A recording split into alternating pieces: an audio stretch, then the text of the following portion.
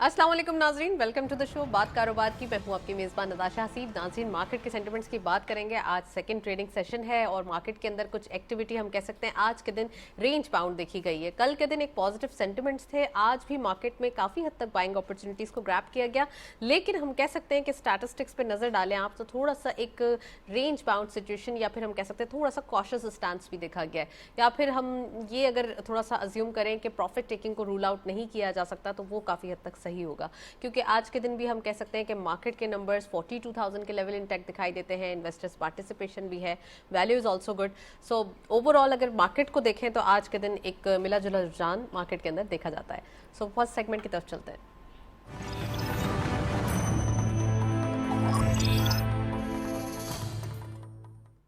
Let's have a look on daily highlights. आज की market की परफॉर्मेंस देखते हैं। ओपन हुई मार्केट 42,347.23 के लेवल पर।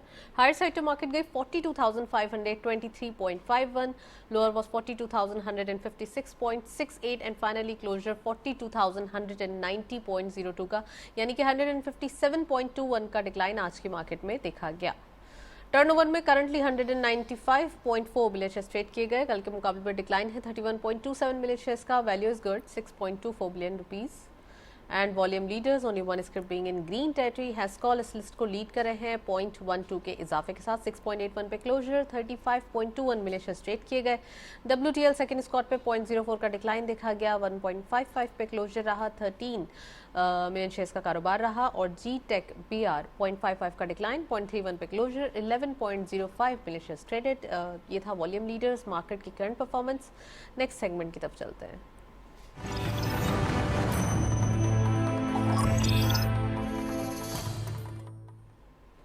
टॉपिक ऑफ द डे में आज हम बात करेंगे नेशनल लॉजिस्टिक पॉलिसी के हवाले से। National logistic policies different countries में दी गई है, जिसमें हम चाइना, टर्की और भी नेबरिंग कंट्रीज को देख सकते हैं, लेकिन पाकिस्तान के अंदर इसका इम्पैक्ट क्या हो सकता है, इसकी कितनी ज़्यादा नीड है, इसकी कितनी ज़्यादा रिक्वायरमेंट है और इससे कितना ज़्यादा मुस्तफ़ीद हो सकते हैं अगर ये प्रॉपरली आ जाए। एक्सपोर्ट हमारी obviously need of the hour भी है और हम कोशिशें करते हैं डेली बेसिस पे कि इम्पोर्ट और एक्सपोर्ट का गैप कम हो, एक्सपोर्ट आगे बढ़े किसी न किसी तरीके से। हमारे मुल्क के जो तमाम इकोनॉमी के रिवाइवल की या फिर हम कह सकते हैं कि सॉल्यूशंस सारे एक्सपोर्ट के रास्ते से ही जाके मिलते हैं। तो ऑब्वियसली अगर नेशनल लॉजिस्टिक पॉलिसी आ जाती है तो क्या यहाँ पर सारे मसाइल हल हो जाएंगे? काफ़ी सारी चीज़ें हैं जो कि हमारी हम कह सकते हैं कि एक दूसरे को मिलाती हैं। ये वेज होते हैं जो आसानी क्रिएट करते हैं। तो क्या ये तमाम चीज़ें मिलकर आसानी क्रिएट कर सकते हैं? साथ साथ अगर एक्सपोर्ट्स के नंबर बढ़ाने हैं तो कितनी ज़्यादा जल्दी ये पॉलिसी रिक्वायर्ड है? आज हम डिटेल डिस्कशन करेंगे। इसके साथ साथ इसके इम्पैक्ट्स और ऑब्वियसली इसकी नीड वो भी डिस्कस करेंगे और इम्पॉर्टेंस कितनी ज़्यादा है हमारे लिए एक्सपोर्ट के नंबर्स और फर्दर क्रिएट करने के लिए। तो हमारे साथ भी है वेरी एक्सक्लूसिव पैनल, उनको खुशामदीद कहते हैं। हमारे साथ मौजूद हैं ज़फ़र सुबहानी साहब, आप इकोनॉमिस्ट भी हैं, member privatisation commission of Pakistan है। अस्सलाम वालेकुम sir, welcome to the show. और हमारे साथ मौजूद हैं राशिद सिद्दीकी साहब, आप बिजनेसमैन भी हैं, फॉर्मर प्रेसिडेंट हैं काटी के। अस्सलाम वालेकुम, welcome to the show. So programme का बाकायदा आगाज़ करते हैं। तो राशिद साहब प्लीज़ ये बताइए कि बात हो रही है आसानियाँ क्रिएट करने की, नेशनल लॉजिस्टिक पॉलिसी के हवाले से बात हो रही है, ट्रांसपोर्टेशन, हमारे पास बहुत सारी चीज़ें हैं, व्हीकल्स हैं जिसको एक क्रिएट किया जा सकता है, SCZs हैं, EPZs हैं। क्या होगा अगर ये प्रॉपरली पॉलिसी आ जाए? एक्सपोर्ट कितनी ज़्यादा फ्लेक्सिबल हो सकती है हमारे लिए? देखिए, इंटरनेशनल लॉजिस्टिक पॉलिसी से पाकिस्तान के ऊपर बहुत ज़्यादा असर इसलिए नहीं पड़ सकता क्योंकि पाकिस्तान की अपनी कोई शिपिंग कंपनी नहीं है जी। लॉजिस्टिक के पाकिस्तान के ऊपर जो असर पड़ सकता है वो एक चीज़ से बहुत पड़ सकता है कि अगर आपके जो रोड के नेटवर्क हैं, आप जो रोडों का इंफ्रास्ट्रक्चर है, अगर वो इम्प्रूव हो जाती है तो उससे आपको लॉजिस्टिक पॉलिसी के अंदर बहुत ज़्यादा आसानी हो सकती है, नंबर 1। नंबर 2 ये कि एक गवर्नमेंट ने जो बहुत अच्छा एक वो बनाया था, अगर आप देखेंगे नवाज शरीफ के दौर के अंदर जब इन्होंने मोटरवे बनाया था, तो अभी इनको इस लॉजिस्टिक पॉलिसी के लिए और क्योंकि आपका CPEC भी आ रहा है उसके लिए भी, अगर इनके लिए रोडों का नेटवर्क और अगर ये ट्रांसपोर्टेशन के लिए अगर ये चीज़ें जितनी ईज आउट करेंगे तो उतने ज़्यादा आपकी ट्रांसपोर्टेशन और उतनी ज़्यादा आपकी जो कॉस्ट होगी, कॉस्ट ऑफ एक्सपोर्ट उतनी ज़्यादा कम हो जाएगी। एक्सपोर्ट बढ़ाने के लिए पाकिस्तान में जो भी पॉलिसी बनाई जा रही है, लॉजिस्टिक पॉलिसी ज़्यादा सबसे ज़्यादा ज़रूरी है कि आपकी एक एक्सपोर्ट पॉलिसी होनी चाहिए, जो आपकी एक्सपोर्ट पॉलिसी ही नहीं है। तो लॉजिस्टिक पॉलिसी बनाने से बहुत ज़्यादा बेहतर होगा और सब उससे बहुत ज़्यादा ज़रूरी होगा कि आप अपनी कोई एक्सपोर्ट पॉलिसी बनाएं। अभी जब हम एक्सपोर्ट की बात करते हैं तो हम सिर्फ 5 सेक्टर के बारे में बात करते हैं। हमारी कभी भी कोई आज के दिन तक हमारी कोई एक्सपोर्ट पॉलिसी नहीं है, हमारी सिर्फ 5 सेक्टर पॉलिसी है। वो ज्यादा लाडले हैं, वो ज्यादा कमा के देते हैं। मैं वही कह रहा हूँ कि अगर गवर्नमेंट को सिर्फ 5 सेक्टर तक में अपनी एक्सपोर्ट रखनी है और अपने एक्सपोर्ट को महदूद रखना है तो बिस्मिल्लाह 5 सेक्टर की पॉलिसी लेके चलें। लेकिन अगर जैसा आपने कहा कि पाकिस्तान के लिए ज़्यादा एक्सपोर्ट ज़्यादा अच्छी मईशत की निशानदेही करता है, तो अगर आप मईशत को अच्छा करना चाहते हैं, अगर आप चाहते हैं कि आपकी एक्सपोर्ट बढ़े, तो आपको इस 5 सेक्टर की पॉलिसी से निकल कर आपको एक एक्सपोर्ट पॉलिसी लानी पड़ेगी। एक एक्सपोर्ट पॉलिसी के साथ साथ आपको एक इकोनॉमिक पॉलिसी लानी पड़ेगी। राशिद साहब, दिस इज वेरी डिफिकल्ट के चार्टर ऑफ इकोनॉमी के हवाले से बात हो रहे थे। शहबाज शरीफ साहब जब अपोजिशन में भी थे तो वहां भी उन्होंने जो है वो उस वक्त गवर्नमेंट को ऑफर की थी, अभी भी ऑफर कर रहे हैं कि नहीं आप जो है वो चार्टर ऑफ इकोनॉमी साइन करें ताकि एक प्रॉपर पॉलिसीज जो है वो डिस्टर्ब ना हो। एग्जैक्टली आप समझते हैं कि पॉलिसीज जो हमेशा से डिस्टर्ब हो जाती हैं, आप 5 सेक्टर्स की बात करें तो ये प्रीवियस गवर्नमेंट की भी ख्वाहिश थी कि पॉलिसी चेंज, ये बहुत अच्छी बात आपने करी है कि policy should not be change in any cost. देखिए वही मैं आपको बता रहा था कि आपकी एक्सपोर्ट पॉलिसी होनी चाहिए, एक्सपोर्ट पॉलिसी के साथ साथ आपकी इकोनॉमिक पॉलिसी होनी चाहिए और ये दोनों पॉलिसियां आपकी नेशनल पॉलिसी का हिस्सा होनी चाहिए। ठीक है कि देखें जब भी कोई गवर्नमेंट आती है ना, अगर नवाज शरीफ की गवर्नमेंट आएगी तो वो 100% काम बुरे नहीं करेगी और 100% काम अच्छे नहीं करेगी। इमरान खान की गवर्नमेंट आएगी वो भी 100% काम अच्छे नहीं करेगी, 100% काम बुरे नहीं करेगी। जरदारी साहब की गवर्नमेंट आएगी वो भी 100% काम अच्छे नहीं करेंगे, 100% काम बुरे नहीं करेंगे। ठीक है, लेकिन होता क्या है कि जब एक गवर्नमेंट आती है उसने कुछ बहुत अच्छे काम करे तो जो दूसरी गवर्नमेंट आती है वो उस काम को जो है बिल्कुल डेड कर देती है। हाँ। कि नहीं यार अगर इस काम को हम लेके चले तो अगले इलेक्शन में शायद इनके लिए, तो ये तमाम पॉलिसी जो इकोनॉमिक पॉलिसी बने, जो एक्सपोर्ट पॉलिसी बने, उसको नेशनल पॉलिसी का हिस्सा होना चाहिए कि कोई भी गवर्नमेंट आ जाए, चाहे आप कोई भी चार्टर लेके आ जाए, आप उस इकोनॉमिक पॉलिसी को चेंज नहीं कर सकते। देखिए एक मैं आपको छोटी सी मिसाल दूंगा कि पाकिस्तान के पास एक्सपोर्ट करने के लिए चावल मौजूद है, कॉटन मौजूद है जी, आपके क्या कहते हैं टेक्सटाइल मौजूद है, लेदर है, ठीक है, लेदर है, आपके पास आम है, आपके पास कीनू है, बेतहाशी चीजें आपके पास एक्सपोर्ट करने के लिए।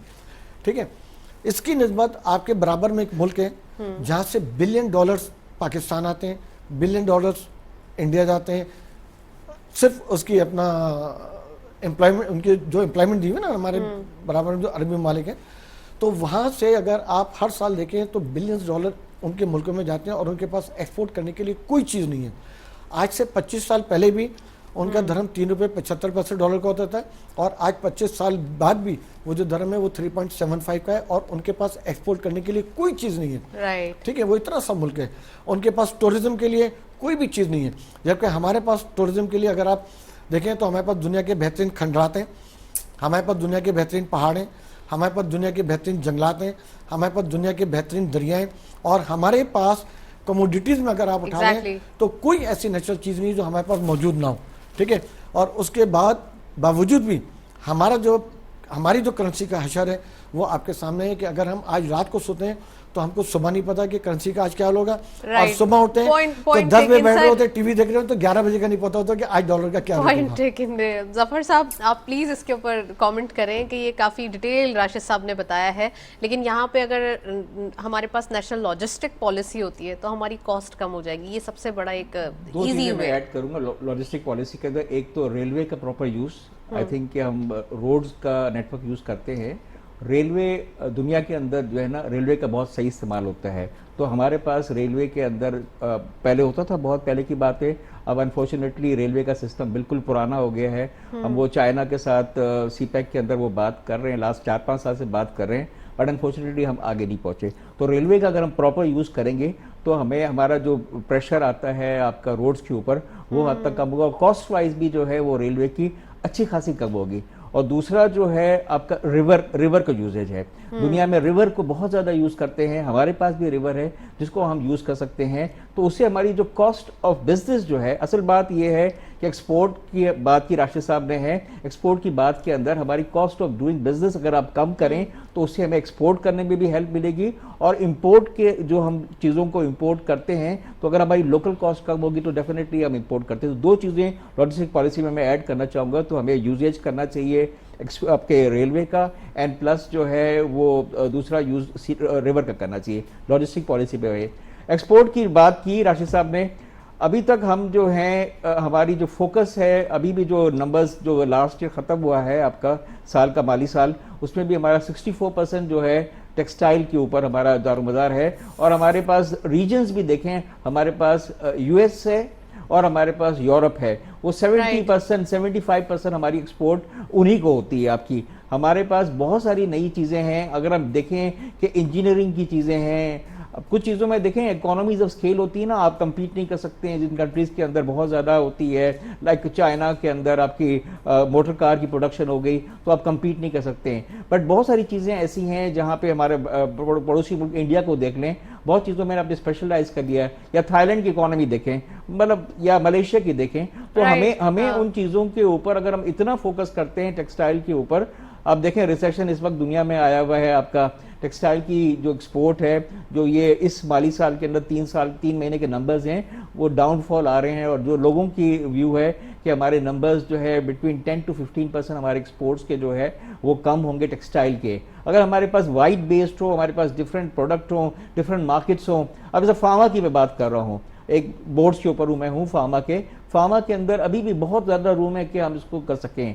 प्लस फार्मा ऑलरेडी एक्सपोर्ट कर रहा है नहीं कर तो रहा है, but we have a big capacity to do it, because हमारी जो है वो कॉस्ट के अंदर है, बहुत ज़्यादा हम कर सकते हैं इसके अंदर, बिकॉज एसेट के मैं एक फार्मा के बोर्ड पे हूँ तो मुझे नंबर्स का आइडिया है कि पड़ोसी ममालिक में कितनी हमारी एक्सपोर्ट होती है, तो वो हम एक वो है।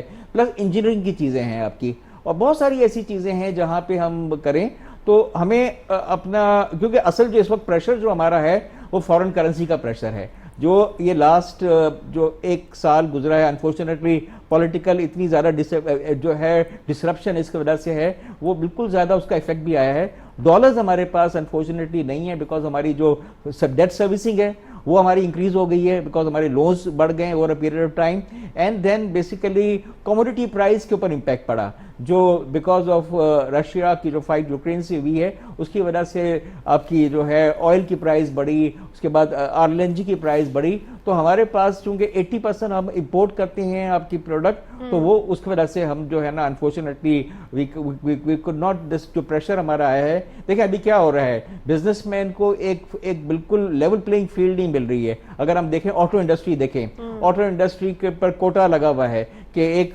कोटा जो था आपका कि जो सीकेडी मंगाते हैं गाड़ियां बनाने की, जो मंगाते थे से 6 महीने पहले, they can only import around 40 to 50% of that item. तो पूरी जो है उनकी जो एक बिजनेस के जो आपका प्लान्स बने हुए होते हैं, एक्सपेंशन करते हैं, तो सारा के सारा जो है ना इम्पैक्ट पड़ता है।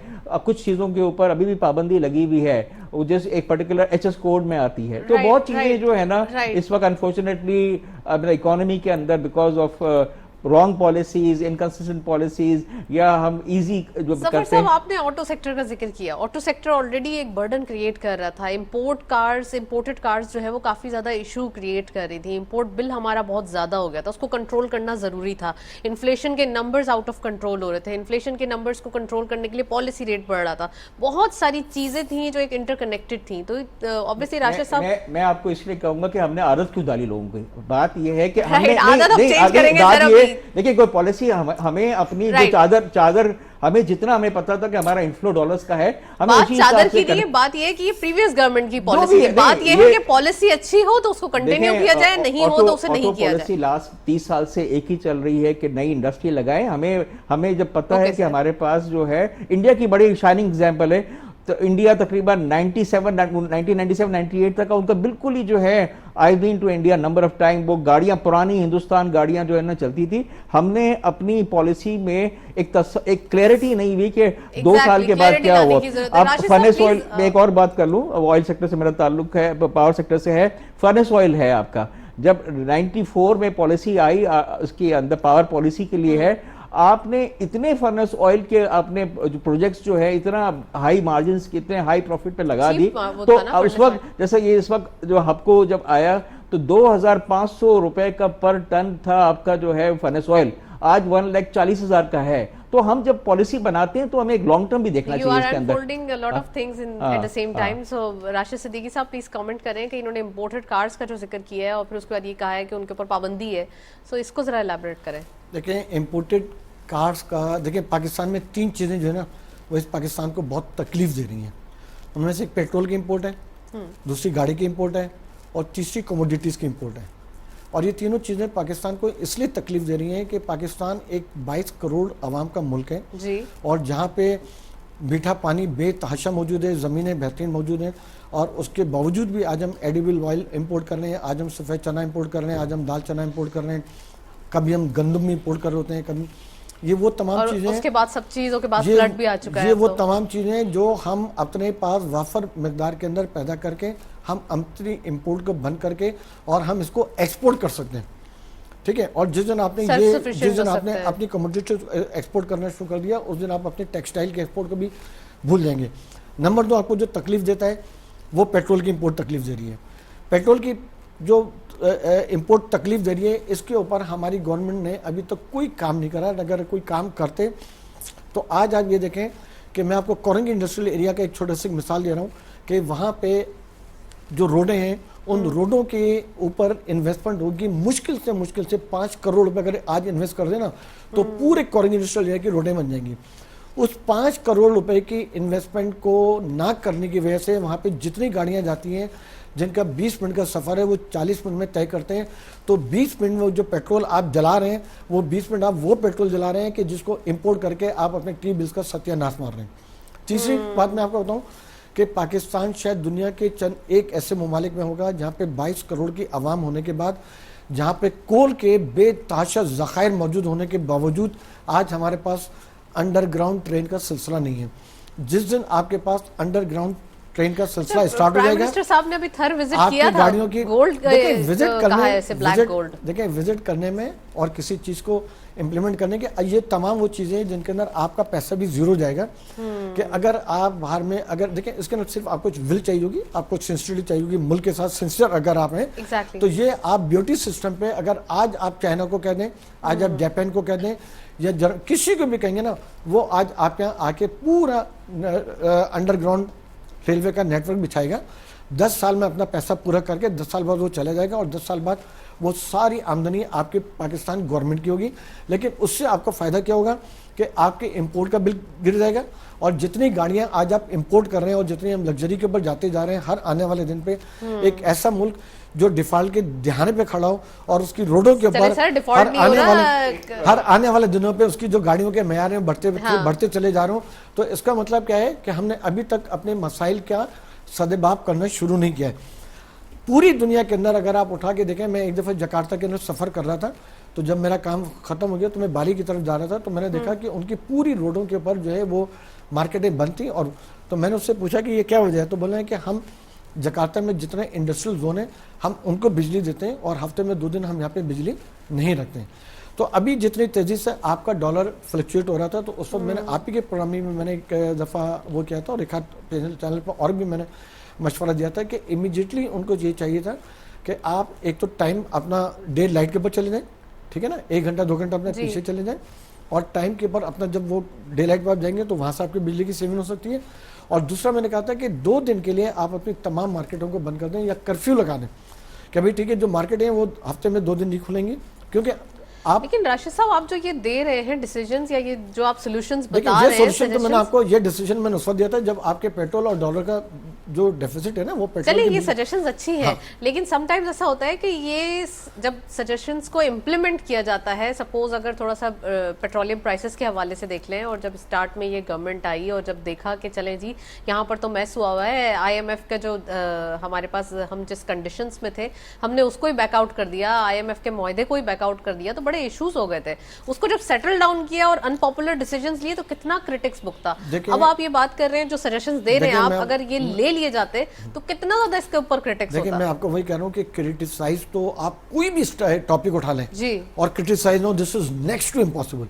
आज आप डॉलर 300 रुपए लेके गवर्नमेंट 100 रुपए पे आ जाएगी ना, तो भी लोग क्रिटिसाइज करेंगे यार 100 रुपए के, इसको तो 95 रुपए का होना चाहिए। क्रिटिसिज्म से कभी डरना नहीं चाहिए। लेकिन मैं आपको एक प्रैक्टिकल एक बात ये बता रहा हूँ कि मैंने पर्सनल इन चीज़ों को इम्प्लीमेंट होते हुए चाइना में देखा है कि एक ज़माने में जब वहाँ पे ग्वांगजू के अंदर बड़ा प्रेशर बढ़ जाता था, तो उनके अंदर बाकायदा नंबर प्लेट उनका था कि इस नंबर से लेके इस नंबर प्लेट की जो प्लेट है वो सिर्फ पीर और मंगर को यहाँ पे अलाउ होगी, और इस नंबर से लेके इस नंबर तक की जो नंबर प्लेट है वो बुध और जमरात को अलाउ होगी, और इससे लेके ये जफर भाई इसको इंडोज करेंगे। ठीक है, फिर उसके बाद जब उनके पास मजीद प्रेशर बढ़ा तो उन्होंने उसके ऊपर अपने जो रोडों के नेटवर्क थे, जितने भी उनकी जो ट्रेनों का वो था, उन्होंने बढ़ा दिया। और आप देखें आज उनकी इकोनॉमी कहाँ पे और आज हम कहाँ पे। हमको तो देखें हमारे जितने थिंक टैंक है ना, देखें जब मेरे जैसे और उस्मानी भाई जैसे लोग यहाँ पे बैठ के आपको मशवरा देते हैं और हम अपने जानने में आपको बेस्ट मशवरा देते हैं, तो जो लोग गवर्नमेंट चला रहे होंगे, ठीक है ना, तो वहाँ पे तो हमारे भी बाप बैठे होंगे और बड़े बड़े थिंक टैंक बैठे होंगे। तो ऐसा नहीं कि उनको कुछ नहीं पता है, उनको सब कुछ पता है कि मुल्क को कैसे ठीक होना है, उनको पता है मुल्क के अंदर क्या क्या हमारी खामियां, सब उनको पता है। लेकिन मुझे ये लगता है कि शायद उनकी विल नहीं है, या उनका शायद इंटरेस्ट नहीं है, या उनके इंटरेस्ट कुछ और है, ना कोई और ऐसी पॉलिसी मिसिंग है ना। हर कोई अपनी सजेशन देता है, चले भाई ये इंप्लीमेंट कर लेते हैं। पॉलिसीज रिक्वायर्ड है, वो पॉलिसीज जो 10-10, 15-15 या 20-20 साल के लिए। देखिए मैं बता दूं, पावर सेक्टर पे मैं ऐड कर लूं कि देखें थर जो है अभी तक का पहला जो प्रोजेक्ट शुरू हुआ था थर के अंदर 2019 में शुरू हुआ था एंग्रो का 660 मेगावाट।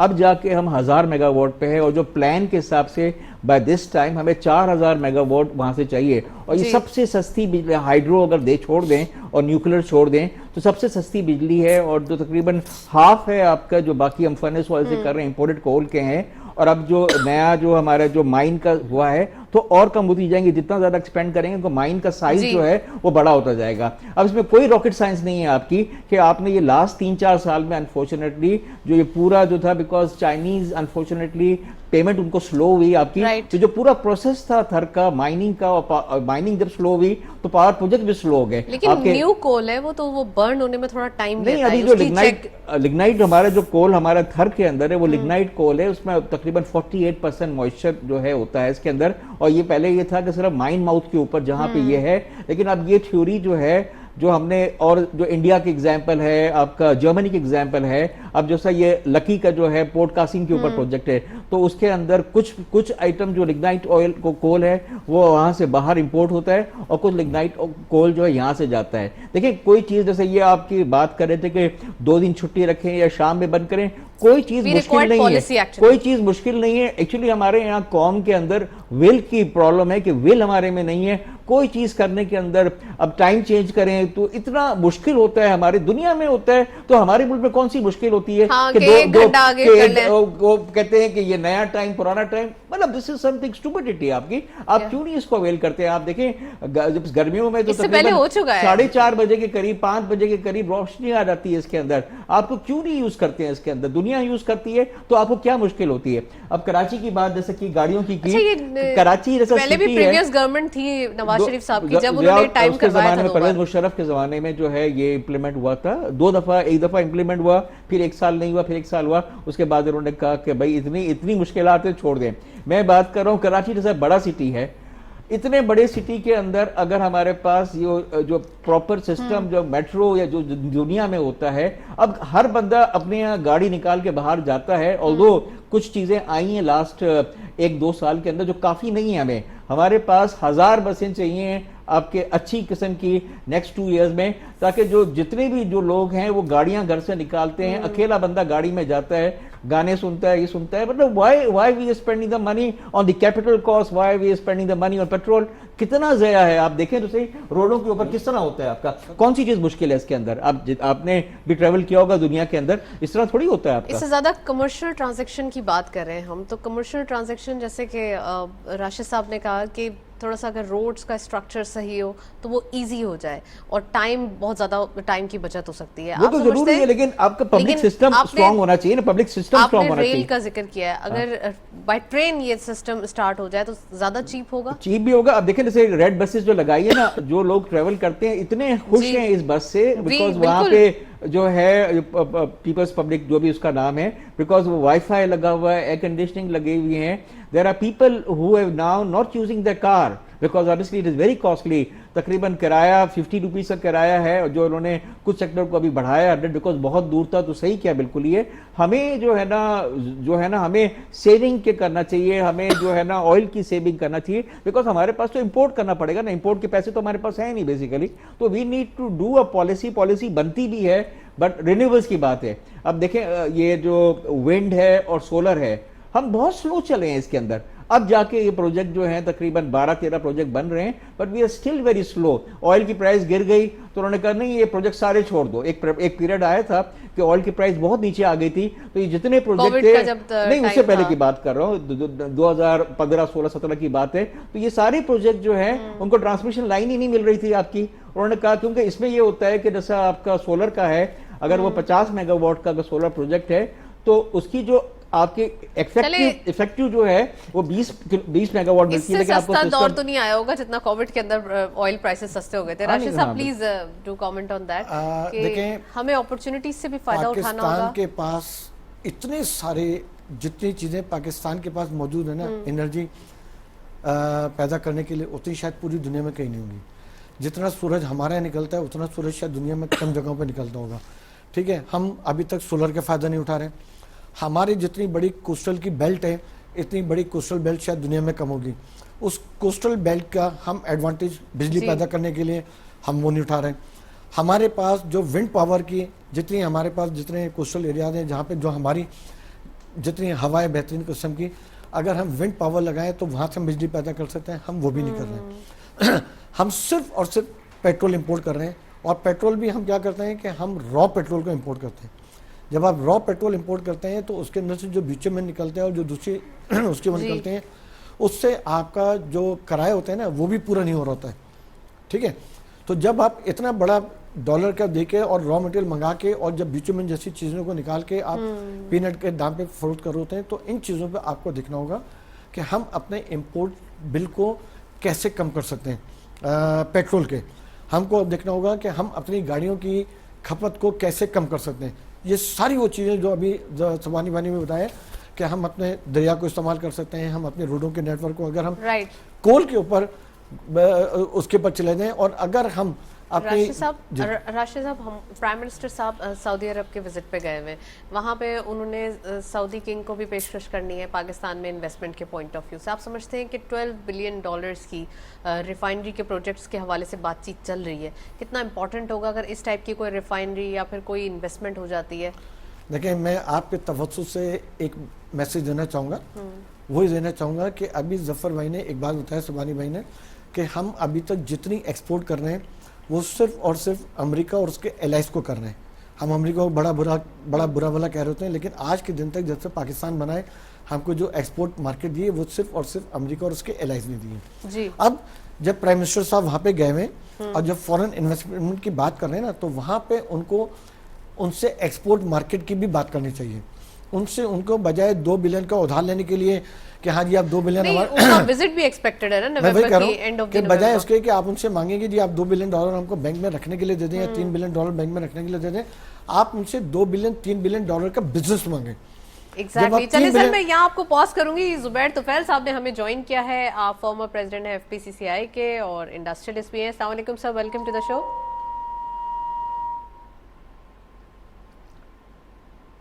जी, जुबैर तुफैल साहब से जो है वो रब्ता करने की कोशिश करते हैं। राशिद सिद्दीकी साहब प्लीज। रिफाइनरी में ऐड कर दूं तो रिफाइनरी में ऐड कर दूं, ये रिफाइनरी की जो बात हो रही है तो इसके अंदर प्लान ये है कि अगर वो कराची के कोस्टल एरिया में लगेगी तो उसके अंदर थोड़ा सी एक्सपोर्ट का भी इन्होंने मार्जिन रखा है कि जो ऑयल के रिफाइंड प्रोडक्ट जो है एक्सपोर्ट करेंगे।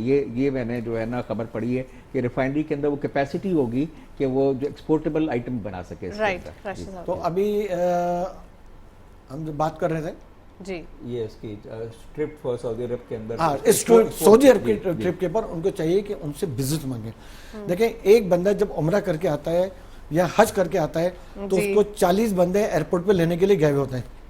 ठीक है, तो जब वो एयरपोर्ट से सर ये अब कल्चर भी चेंज करने की जरूरत है, क्या समझते हैं? चलो, जुबैर साहब ने हमें ज्वाइन किया है। जुबैर तुफैल साहब बता रहा हूँ। ओके, अस्सलाम वालेकुम sir, welcome to the show.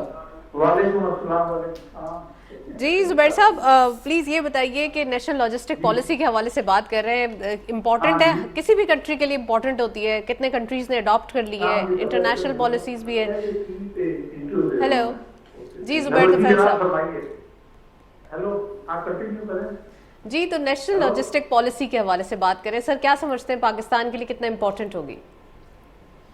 देखिए, एक तो ये कि इकोनॉमिक पॉलिसी जो है ना कंसिस्टेंट होनी चाहिए, और इसमें जो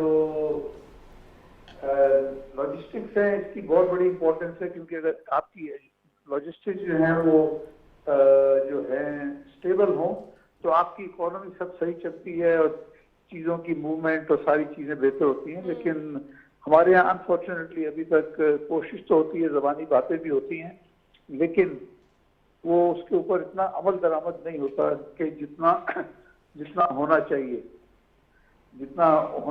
तो इसमें मैं समझता हूँ कि गवर्नमेंट के लिए इंतहाई ज़रूरी है कि जो भी एक दफ़ा कोई पॉलिसी बनाई जाए उस पॉलिसी को कंटिन्यू किया जाए। हमारे मुश्किल ये होती है कि एक गवर्नमेंट पॉलिसी बनाती है, दूसरी आके उसको जो है खत्म कर देती है और फिर कहती है नहीं अब हमारी पॉलिसी होगी। इसकी वजह से सब लोगों का नुकसान होता है। अच्छा सर, काफ़ी कंट्रीज़ हैं जिन्होंने ऐसी पॉलिसीज़ को अडॉप्ट करके सही किया है, अपनी इकोनॉमी का रिवाइवल किया है। चाइना हमारे पास एग्जांपल है, नेबरिंग कंट्रीज़ में से कितने कंट्रीज़ हैं जो हमारे पास एक जीती जागती एग्जांपल है। क्या समझते हैं आप कि पाकिस्तान अगर अभी अपनी थोड़ा सा इन चीज़ों से सीख ले और ख़ासकर नेटवर्किंग जो हमारी ट्रांजेक्शन कमर्शियल ट्रांजेक्शंस होती हैं उनके पॉइंट ऑफ व्यू से अगर सेटिंग हो जाए, कितना इंपॉर्टेंट होगा सर? सोचना चाहिए। देखें, जितने भी इकोनॉमिक ग्रुप्स हैं ना, जैसे यूरोपियन यूनियन है, वहाँ पे एक पॉलिसी है जो पूरे यूरोप के 27 मुल्कों में चलती है। इसी तरह से जो है अपना एशिया के अंदर जो है एक यूनियन है जो तमाम आसियान कंट्रीज के नाम से जानी जाती है, उनकी एक पॉलिसी होती है, लेकिन उसमें सब पॉलिसीज जो है वो कंसिस्टेंट रहती हैं और हर आने वाली गवर्नमेंट भी जो है पिछली गवर्नमेंट को बराबर चलाती है कि जी ठीक है ये पॉलिसी है तो कंटिन्यू करना चाहिए। लेकिन हमारे यहाँ अनफॉर्चुनेटली ऐसा होता है कि एक तो ये कि हर 2-3 साल के बाद एक नई हुकूमत आ जाती है, किसी हुकूमत को 5 साल काम करने का मौका नहीं मिलता, और जो नई हुकूमत 2 साल बाद आती है वो पिछले वाले का सारा काम जो होता है उसको खत्म करके नए सिरे से शुरू करती है, जिसका कि हमारी मईशत को बहुत नुकसान होता है। राइट। आप समझते हैं कि ट्रेन के हवाले से बात कर रहे थे, यहाँ पे जफर सुभानी साहब भी मौजूद हैं, राशिद सिद्दीकी साहब भी मौजूद हैं, यही कहना है कि ट्रेन का जो एक यूज़ है वो पाकिस्तान में ज़रा अगर सही से हो तो काफ़ी लॉजिस्टिक्स के अंदर हमारी एक कॉस्ट ऑफ एक्सपोर्ट कम हो सकती है। आप समझते हैं कि ट्रेन के पॉइंट ऑफ व्यू को थोड़ा सा यूज़ करना चाहिए? CPAC के अंदर लास्ट 4 years बिफोर जो काम हो रहा था वो थोड़ा सा डिसकंटिन्यू हुआ। जी जुबैर साहब जो है वो हमारे साथ मौजूद थे, काफ़ी डिटेल एनालिसिस। राशिद साहब प्लीज़ इसे कंटिन्यू कीजिए। वो बता रहा था कि अगर कोई बंदा उम्रा करके आता है, हज करने के आता है, तो उसको लेने 40 से 50 लोग गए होते हैं। इसका मतलब है कि जो बंदा हज या उम्रा करके आ रहा है वो 50 के 50 लोगों के लिए कोई ना कोई छोटा सा एक गिफ्ट सऊदी अरब से लेके आ रहा होगा। आज से 10-15 साल पहले जब आप उम्रा या हज करने जाते थे तो वहाँ पर आपको बट की जानेमाज़ें मिला करती थी जी गुजरांवाला की। अब वहाँ पे जितनी भी चीज़ें, अगर आप कभी उम्रा करने का इत्तफाक हो जाके देखें तो अगर वहाँ पे टोपी है, तस्बीह है, जानेमाज हैं, पजामे हैं, उनके कंदूरे हैं। पाकिस्तान दुनिया के अंदर यूरोप और अमेरिका के अंदर टेक्सटाइल एक्सपोर्ट कर रहा है, तो उनके लिए कंदूरे और पजामे हम क्यों नहीं बना सकते? फिर जो छोटे छोटे से गिफ्ट एक रिलीजियस वे है वो ज़्यादा इजी हो सकता है, जो बच्चों के छोटे छोटे, तो हम अगर सऊदी अरब चाहे तो हमको बिलियंस डॉलर का बिजनेस दे सकता है। लेकिन राशिद साहब थोड़ी मार्केटिंग, थोड़ी सी आपको एक इनोवेशन भी रिक्वायर्ड है। हर चीज आपकी इनोवेटिव होनी चाहिए, अपग्रेडेड होनी चाहिए। ये सारी चीजें ऑलरेडी जो वो बिजनेस देना चाहें, देखें बिजनेस देने की विल होनी चाहिए। और जो हमारे यहाँ से जो लोग यहाँ से उन मुल्कों में जाते हैं या कमर्शियल कॉन्सर्ट जाते हैं, उनका अपना एक किरदार और अपना उनका एक मेयार होना चाहिए, क्योंकि वो यहाँ से जाके अगर अपनी मसनूआत की मार्केटिंग करते हैं तो वहाँ पर आपको मार्केट मिलती है। और अगर सऊदी अरब आपका दोस्त है, अगर दुबई आपके दोस्त हैं, तो ये अगर चाहें तो आपको बहुत बड़ी मार्केट दे सकते हैं। लेकिन आज के दिन तक आपको सवाए अमेरिका और उसके एलाइंस के किसी ने आपको ज़ीरो मार्केटिंग दी हुई है। तो ये मैं आपके तरफ से कहना चाह रहा हूँ कि अगर वो दौरे पे गए हैं तो उनसे वो एक्सपोर्ट की मार्केट मांगे। अगर वो आपको $2 बिलियन देते हैं बैंक में रखने के लिए, तो वो आपको ब्लैकमेल करेंगे और कभी भी कहेंगे $2 बिलियन मेरा वापस दे दो। लेकिन अगर वो देंगे तो फिर अगर वो आपको $1 बिलियन का बिजनेस देंगे तो आपके मुल्क में $4 बिलियन आएगा, और जो $4 बिलियन आएगा उससे आपकी इज्जत भी बढ़ेगी। और उसके अंदर अगर आपने 1% भी कमाया तो जो आपकी खाली मार्केट है, बकेट है, उसके अंदर 1% करके डालना शुरू हो जाएगा। कतरा कतरा ही समंदर बनता है। और प्राइम मिनिस्टर साहब जो हैं वो ही इज अ डूअर, उनको पता है कि किस तरीके से बात करनी है। और थोड़ा सा हम कह सकते हैं कि शरीफ फैमिली की अपनी भी कुछ एक फ्रेंडशिप है जो कि ऑब्वियसली अब विजिट के बाद पता चलेगा, जो कि जरूर कोई ना कोई कलर्स भरेगी। तो जफर साहब प्लीज। उन्होंने कहा था कि जो हमारे पास सही मार्केटिंग नहीं करते हैं की, और एक और बात भी है कि हमारे जो बिजनेसमैन भी है, सॉरी टू से, उनकी में इनोवेशन की जो है ना वो थोड़ी सी जो है ना डिफरेंट सेक्टर्स में है। वो बेसिकली एक भेड़ चाल होती है जो है टेक्सटाइल में स्पेशली, वो उस तरह का चलते हैं। अब जाके जो नई पौध आई है टेक्सटाइल के अंदर, उसमें थोड़ा बहुत देखा है कि कुछ चीज करते हैं, बट इनोवेशन का जो है ना वो कमी रहती है। They don't make experiment, they don't take risk, वो बिल्कुल उसी तरह स्ट्रेट लाइन चल रहे होते हैं। वो भी एक फुकदान है पाकिस्तान में। मार्केटिंग का अपना है कि प्रेजेंटेबल नहीं है आपका, एक कमिट कुछ करते हैं, डिलीवर क्या करते हैं, लेकिन इनोवेशन जो बिजनेसमैन का है, बट टेक्सटाइल के अंदर तो हमने ऐसा नहीं सुना कि कमिट कुछ करते हो। और नहीं, वो ऐसा हो भी नहीं सकता। They are very up to the mark। नहीं, वो ऐसा हो भी इसलिए नहीं सकता कि जितने भी इंपोर्टर्स होते हैं ना, वो यहाँ पे एसजीएच को या किसी न किसी सर्टिफाइड कंपनी को हायर करते हैं। Exactly। हम यहाँ से तकरीबन $1.5 बिलियन की एक्सपोर्ट करते हैं पैकेजिंग, और हमारा कनाडा भी करते हैं, हम यहाँ इंग्लैंड भी करते हैं और मिडिल ईस्ट में भी करते हैं। और वहाँ पे हमारी प्रोडक्ट की कदर है। उसमें देखिए मैं बताऊँ कि बिजनेसमैन तो अगर आज के तारीख में जिस मुल्क में डॉलर की कंसिस्टेंसी नहीं है, जिस मुल्क में लॉ एंड ऑर्डर की कंसिस्टेंसी नहीं है, जिस मुल्क के अंदर फैक्ट्री जाने के लिए रोडों का नेटवर्क नहीं है, उसके बावजूद भी गवर्नमेंट जब कोशिश कर रहे हैं सारी चीजें सेटल हो जाएं, सारी चीजें टैकल हो जाएं, किसी ना किसी तरीके से आवाम को रिलीफ फराहम की जाए, दूसरी तरफ से प्रोटेस्ट का डर है, कोई ना कोई डेली बेसिस पे क्रिटिक्स है कि भाई आज लॉन्ग मार्च है या कुछ है, तो कितना ज्यादा इशू क्रिएट लॉन्ग मार्च में तो या तो आप काम करेंगे नहीं या फिर आप करने देंगे नहीं। ये जो मार्च और धरना है ना, इस मार्च और धरने ने तो पूरे पाकिस्तान को बर्बाद कर दिया, तबाह कर दिया। 2013 हम देख रहे हैं कि कितना ज्यादा ये एक नेगेटिविटी क्रिएट करते हुए। अच्छा देखिए, ये चीजें कामयाबी कब होती हैं? ये चीजें जब भी कामयाब होती हैं जब मुल्क में स्टेबिलिटी नहीं होती है। जब आपके मुल्क में स्टेबिलिटी होगी, लोगों के काम धंधे चल रहे होंगे, आपका कारोबार चल रहा होगा, आप नौकरी पे जा रहे हैं, आपको सब कुछ, तो फिर धरने वगैरह के अंदर रोड के ऊपर कोई नहीं आता। जब मैं काटी का प्रेसिडेंट था तो मैंने गवर्नमेंट से कहा था कि जितना रेवेन्यू हम आपको देते हैं उसका 1% हमको दे दें, और पूरे कराची के रोड नेटवर्क के हम जिम्मेदार हैं कि पूरे कराची में आपको एक भी रोड खराब नहीं मिलेगी। सिर्फ कोरंगी इंडस्ट्रियल एरिया का जितना रेवेन्यू दे रहे हैं उसका 1% मैंने मांगा था कि अगर आप सिर्फ 1% उसको दे दें और हम पूरे कराची के रोडों की हम जिम्मेदारी उठाते हैं। तो अगर आज भी आपकी रोडें बनी हुई नहीं है, अगर आज भी आपको 20 मिनट के बजाय 40 मिनट फैक्ट्रियों में जाना, फुल कंट्री, आप सिर्फ कराची को क्यों मैं एक बात हाईलाइट कर रहे हैं? देखिए, कराची को मैं इसलिए हाईलाइट कर रहा हूँ कि कराची से पूरा पाकिस्तान चलता है।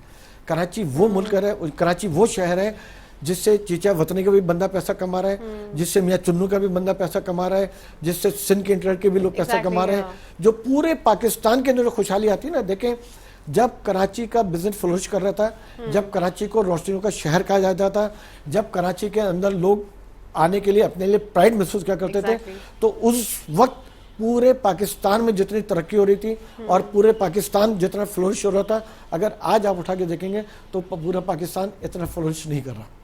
ठीक है, तो देयर इज अ नीड कि आप इंडस्ट्रियल हब को जो है वो थोड़ा सा पावर, देखें फाइनेंशियल कैपिटल उसका तो आप ख्याल रखें। एक इंडस्ट्रियल हब, और दूसरा क्योंकि कराची आपकी ओनली पोर्ट सिटी है ना पाकिस्तान की, तो इसलिए आप कराची को किसी भी हाल में इग्नोर नहीं कर सकते। राइट, तो आप समझते हैं कि यहाँ पे थोड़ा सा सारी चीजें देखिए होनी पूरे पाकिस्तान में चाहिए, लेकिन जब आप कराची में करेंगे तो ऑटोमेटिक हो जाए फैलेगी। राइट, जफर साहब please do comment on that कि एक तो फ्लक्चुएशन रुपी के हवाले से अब थोड़ी सी देखी जा रही है कि रुपी स्टेबल होता हुआ दिखाई दे रहा है, 218, 220, एनी हाउ आज भी पाकिस्तान की स्ट्रांग हुई है। एग्जैक्टली, एनी हाउ किसी न किसी तरीके से हमने ये चीज़ जो है वो प्रॉपरली स्टेबल कर ली है यहाँ पर। तो 220 अभी रेट दिखाई दे रहा है, लेकिन कहा यह जा रहा है कुछ वीक्स में 200 के अंडर आ जाएगा। तो आप क्या समझते हैं? जो इंटरनेशनल सिनारियो है आपका, जो जिस तरह यूएस की करेंसी स्ट्रांग हुई है over a period of time, और जिस तरह